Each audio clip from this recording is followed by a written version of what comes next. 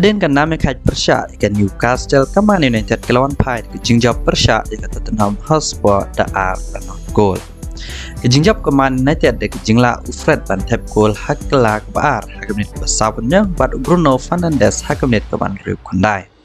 Yang makin ki gol kelebihan kemana United banyak kur kilai poin bapura akan kejingnya kun ban bad dan boksan hakamnit ken pen nakat kandai poin nak spell li kejing lekai. Hawai sha Cristiano Ronaldo kum orang lekai baju pau hak kapertai.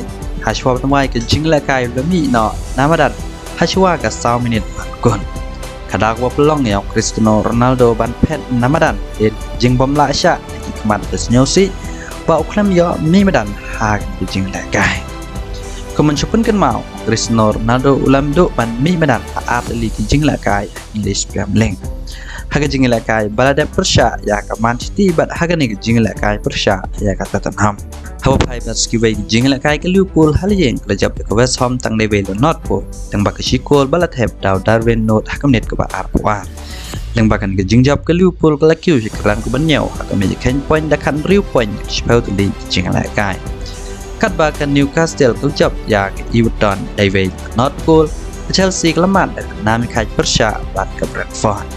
Kejing lekai ke banwan English Premier League kan long hakamet kan kesini saja kaman United kan mi syabar naliyeng penyokong Persha ya Chelsea. Habai pat kejing lekai hak lempung La Liga ke Real Madrid kelajap ya ke Elche Dalai dan Notpool lang bagakol balat heb da Federico hakamet makadway Karim Benzema hakamet penyausan Marco Asensio hakamet beberapa kondai.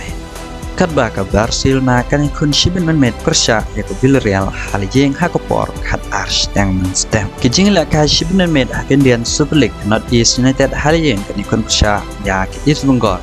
Kadba ka Arsenal ro haliyeng kan kun Persha ya ke PSV ke Europa League.